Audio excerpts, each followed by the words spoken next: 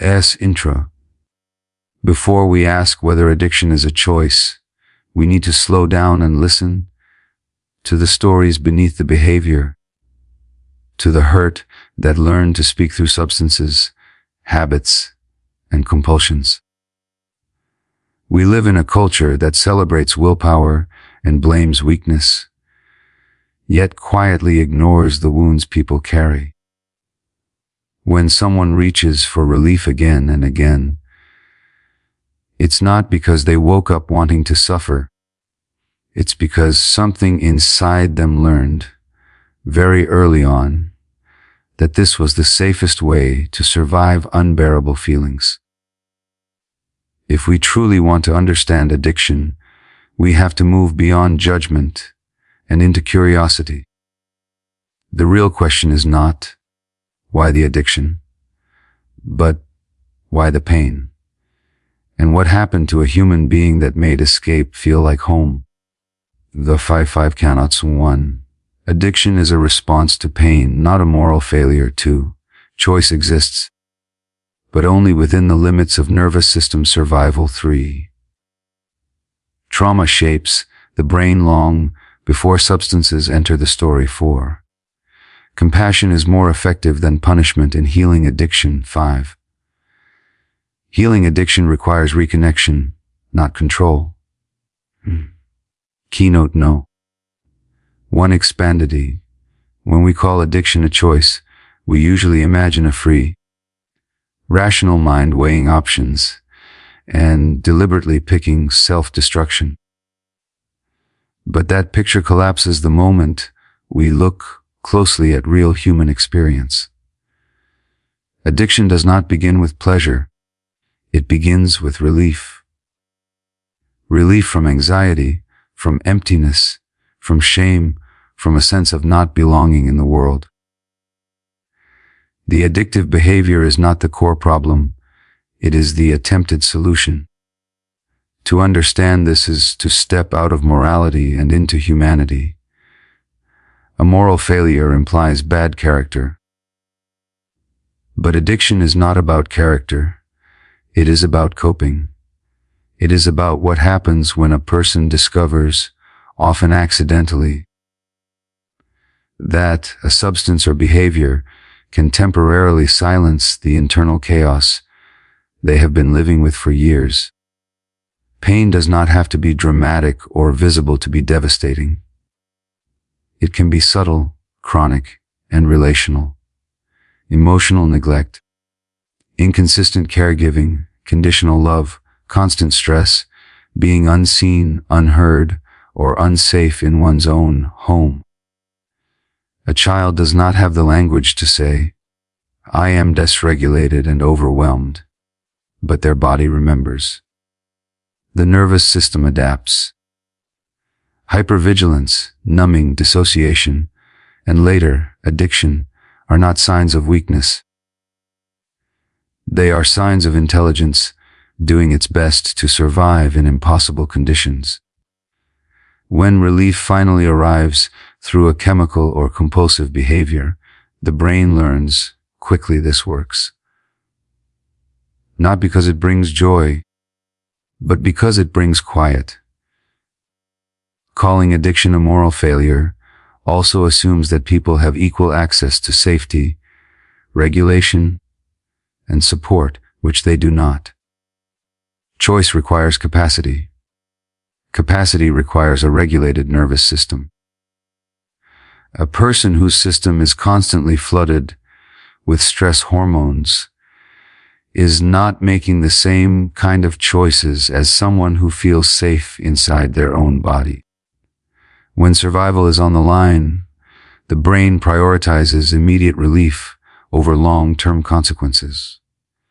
This is not a flaw, it is biology. The addicted brain is not asking, "Is this good for me in 10 years?" It is asking, "Can I get through the next 10 minutes?" Shame thrives in misunderstanding. When we label addiction as a moral failure, we pile shame on top of pain. And shame is one of the most powerful drivers of addiction. It disconnects people from themselves and from others. It tells them they are broken, unworthy, beyond help. In that isolation, addiction deepens its grip. Compassion, on the other hand, creates safety, and safety is what allows the nervous system to soften. When people feel seen without judgment, they can begin to see themselves. When the inner war quiets, the need for escape begins to loosen. If addiction were truly a moral failure, it would respond best to punishment. But decades of evidence and lived experience show the opposite. Punishment intensifies stress, reinforces shame, and strengthens the very conditions that fuel addiction. Healing begins when we ask different questions. Not, "What's wrong with you?" but, "What happened to you?" That shift alone can change the entire trajectory of a life. It reframes addiction not as an enemy to be defeated, but as a messenger carrying information about unmet needs and unresolved pain. This perspective does not remove responsibility, but it changes its meaning. Responsibility is not about blame. It is about responsibility, the ability to respond to one's inner world with awareness and care. People can and do recover, not because they suddenly become morally stronger, but because they find safer ways to meet the needs that addiction once met. Connection replaces isolation. Presence replaces numbness. Understanding replaces self-hatred. As the pain is acknowledged, as the story is told and witnessed, the behavior no longer has to speak so loudly. When we understand addiction as a response to pain, we are invited into humility. Any human nervous system under enough stress and deprivation will seek escape. Addiction is not a special category reserved for other people.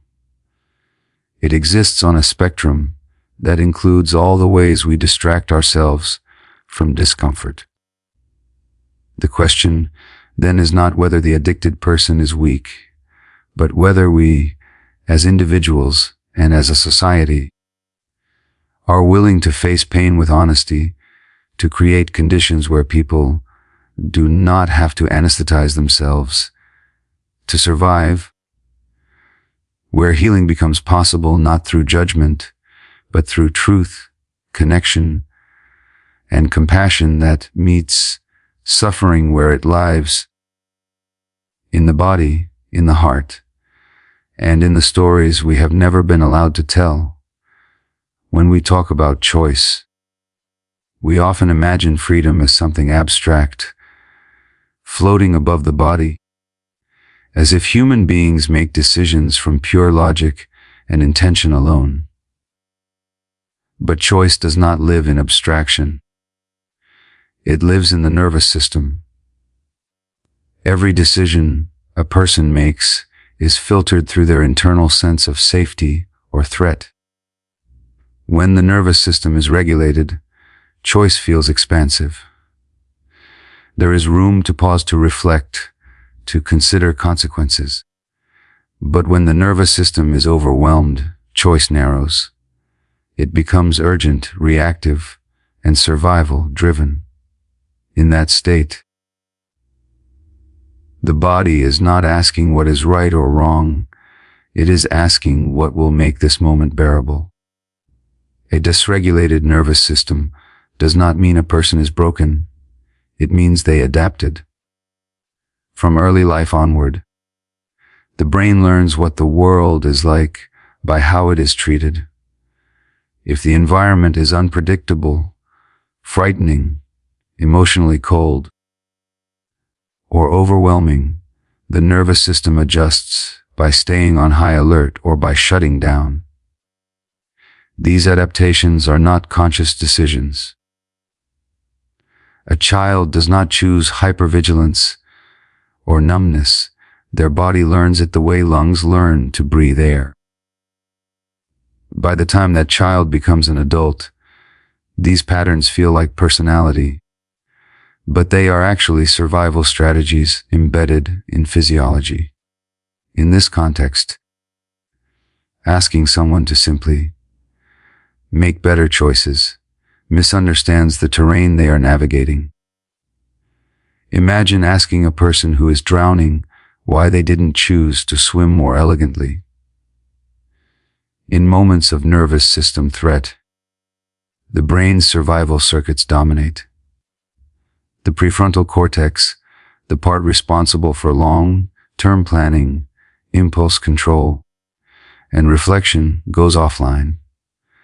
What remains active are the systems designed to keep us alive in danger: fight, flight, freeze, or numb. Addictive behaviors often live in the numb response. They are not about pleasure seeking, they are about threat reduction.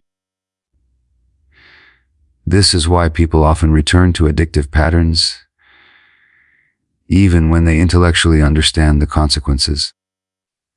Knowledge does not regulate the nervous system. Willpower does not calm a body that has learned the world is unsafe. Choice without capacity is not true choice. Capacity comes from regulation, and regulation comes from safety, connection, and repeated experiences of being met rather than judged, until the body feels that safety. The range of available choices remains limited, no matter how strong the desire to change. This does not mean that people with addiction have no responsibility. It means responsibility must be grounded in reality, not ideology. Responsibility grows as capacity grows. When a person's nervous system begins to settle, when they experience moments of presence instead of constant alarm or collapse, new options appear. Pauses lengthen. Cravings become signals rather than commands. The same person who once felt powerless begins to experience agency, not because they were taught discipline, but because their body is no longer trapped in survival mode. Punitive approaches ignore this truth. Fear-based systems may suppress behavior temporarily, but they reinforce the very stress that shrinks choice. Shame tightens the nervous system. Threat language keeps the body on edge. If choice were simply a matter of deciding differently, punishment would work. But what actually works is creating conditions where the nervous system can rest. This is why connection is so powerful in recovery. A regulated nervous system is contagious. Being seen, heard, and accepted without conditions sends a message deeper than words. You are safe enough now. When people begin to feel that safety, something profound happens. They do not suddenly become perfect or free from struggle, but they begin to sense the space between impulse and action. In that space lives choice, not the heroic, dramatic kind, but the quiet kind, the choice to pause, the choice to reach out, the choice to feel instead of escape. These choices are fragile at first, easily overwhelmed by stress, which is why relapse is not failure but information. It tells us the system was pushed beyond its limits again. Understanding choice through the lens of nervous system, survival invites compassion without removing accountability. It asks us to stop demanding choices people are not yet physiologically able to make, and instead help build the conditions that make those choices possible. When safety increases, choice expands. When connection deepens, compulsion loosens. Healing does not begin with control. it begins with regulation. And as the nervous system learns, slowly and patiently, that survival no longer depends on escape, choice starts to feel less like a battle and more like a natural expression of being alive in a body that no longer has to run from itself. And trauma does not begin with substances, and it does not wait for adulthood to leave its mark. Long before a person ever touches alcohol, drugs, or develops compulsive behaviors, their brain is already being shaped by experience. Trauma is not defined by what happened, but by what happened inside a person when their capacity to cope was overwhelmed. It is not the event itself, but the absence of safety, support, and attunement during that event. The developing brain is exquisitely sensitive to its environment, and it learns quickly what it must do to survive within it. In early life, the brain is built from the bottom up.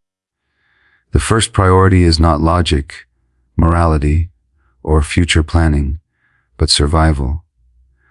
The nervous system asks one central question over and over: am I safe? When the answer is consistently yes, the brain develops flexibility, curiosity, and emotional regulation. When the answer is no, or even maybe, the brain adapts in different ways. Stress response systems become overactive. Emotional circuits become hypersensitive or shut down entirely. These are not conscious choices. They are biological imprints laid down before language, before memory, before a sense of self even fully forms. A child does not need to be abused to be traumatized.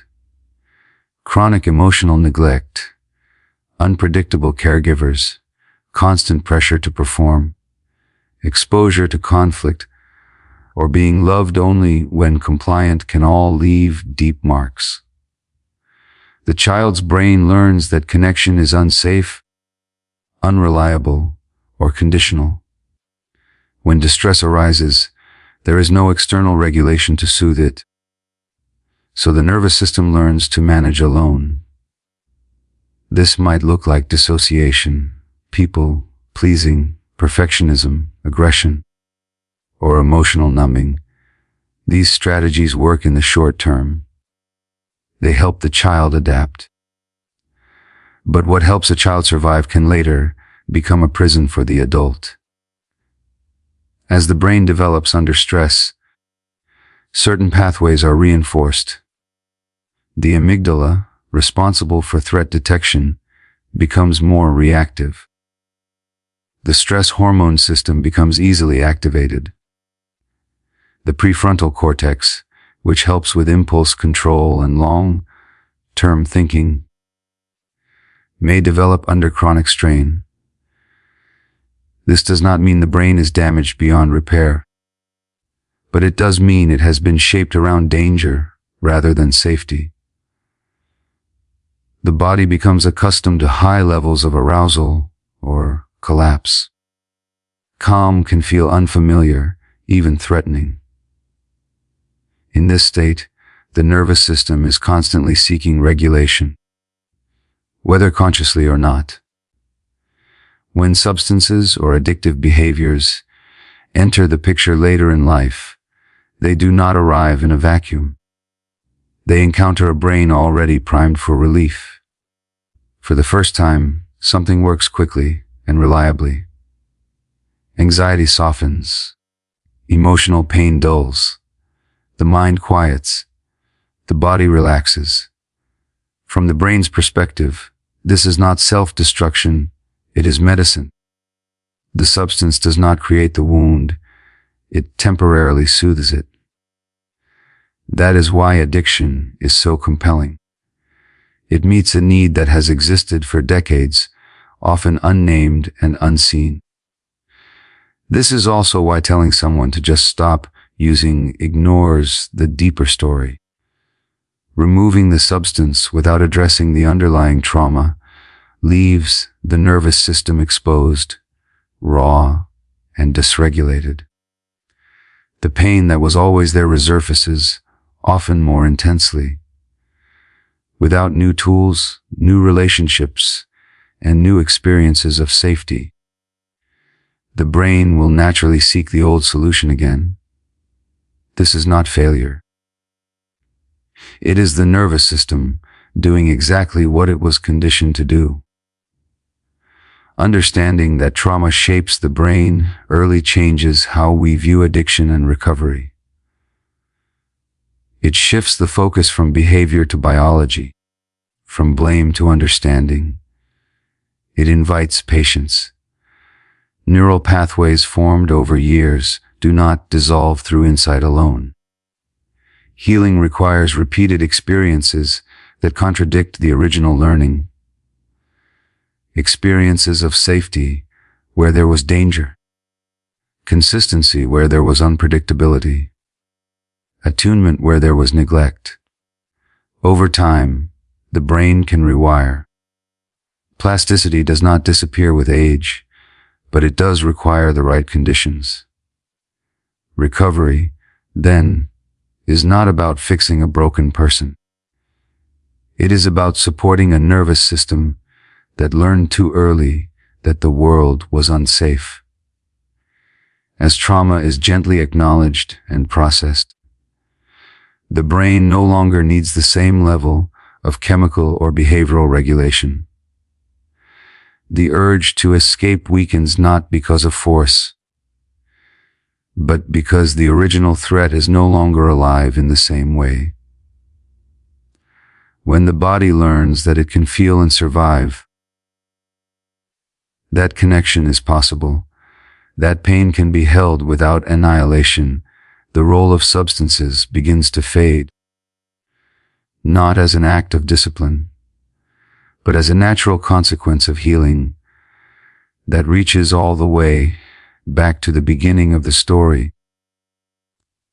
to the moments when the brain first learned what it meant to be human in an unsafe world. When addiction is met with punishment, the message the person receives is not guidance, it is threat. Punishment tells the nervous system that danger is increasing, that safety is conditional, that belonging is at risk. For a person already living in survival mode, this does not correct behavior.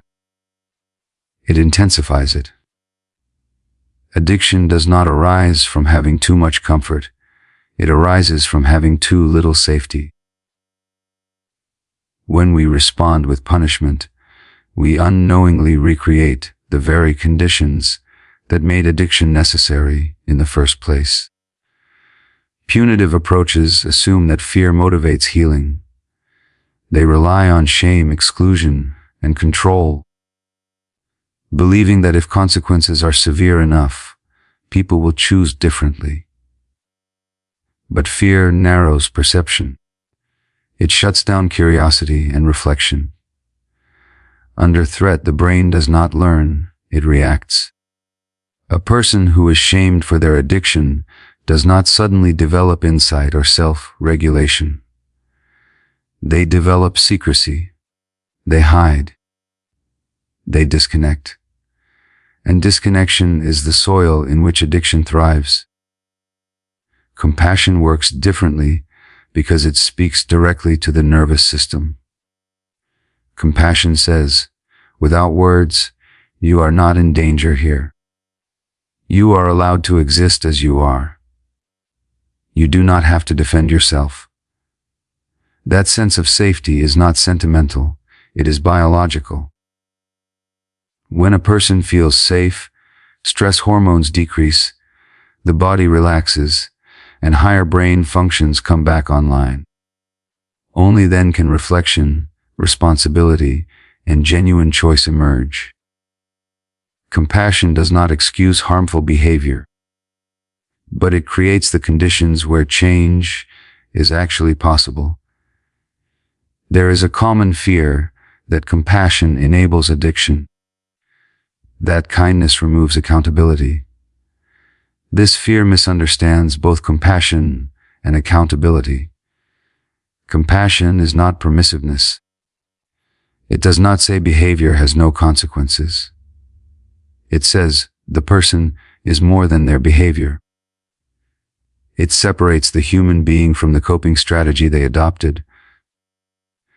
When people feel seen as whole, rather than defined by their worst moments, they are more likely to take responsibility, not less. Shame says, "You are bad." Compassion says, "You are hurting." Only one of those invites growth. Punishment also ignores the developmental roots of addiction. Many people struggling with addiction grew up in environments where love was conditional, where mistakes led to withdrawal or attack, where emotional expression was unsafe. Punishment in adulthood feels familiar. It reinforces an old story. I am only acceptable if I perform correctly. Under that pressure, the nervous system does what it has always done. It escapes. Compassion interrupts that pattern. It offers a new experience, sometimes for the first time, of being accepted without conditions. In compassionate environments, relapse is not treated as betrayal or failure, but as information. It becomes a signal that something was overwhelming, that support was insufficient, that old pain was activated. This does not mean relapse is celebrated, but it is met with curiosity instead of condemnation. Curiosity keeps the door open. Punishment slams it shut. When people are afraid of being punished for slipping, they are less likely to ask for help and more likely to spiral alone. Neuroscience supports this approach. Learning and behavior change are driven by safety and reward, not threat. Secure attachment, emotional attunement, and consistent support reshape the brain over time. They strengthen pathways associated with regulation and self-awareness. Punitive systems strengthen threat pathways. They train the brain to expect danger, which increases impulsivity and compulsive behavior. In other words, punishment trains the very brain patterns that sustain addiction. Compassion also restores dignity. Addiction strips people of their sense of worth. They begin to see themselves as problems to be managed rather than humans to be understood. Compassion reminds them that their life has value beyond productivity or compliance. That reminder is not abstract. It is deeply regulating. When people feel they matter, they are more willing to protect themselves. Self-care becomes possible only when self-worth is restored. Healing addiction is not about breaking someone down so they rebuild correctly. It is about meeting someone where they are and offering a different relational experience than the one that wounded them. Compassion provides that experience. It says, "You do not have to earn care by being perfect. You are worthy of support now." From that ground, real accountability can grow, not forced, but chosen. When we look honestly at what actually helps people recover, we see the same pattern again and again. Not punishment, not humiliation, not fear, but connection. Being listened to, being understood, being held in relationship even when behavior falters. Compassion does not weaken recovery, it is the foundation of it. Where punishment tightens the grip of addiction, compassion loosens it by calming the nervous system, restoring trust, and allowing the person to imagine a life where escape is no longer the only way to survive. Addiction thrives in isolation, and it withers in connection. This is not a metaphor. It is a biological and psychological reality. Control focuses on behavior, on managing symptoms, on forcing compliance, but addiction is not fundamentally a problem of behavior. It is a problem of disconnection. Disconnection from the body, from emotions, from other people, and often from any sense of meaning. When we attempt to heal addiction through control, we address the surface while leaving the core untouched. Control assumes that if we can just regulate the external behavior tightly enough, the internal chaos will resolve. But human beings are not machines. You can control actions temporarily, but you cannot control pain out of existence. In fact, the more control is imposed, the more the nervous system resists. Control activates threat. It reinforces the belief that something is wrong with the person, that they cannot be trusted, that they must be managed. For someone whose history already includes abandonment, intrusion, or domination, control feels familiar and unsafe. The nervous system tightens, and the need for escape increases. Reconnection works in the opposite direction.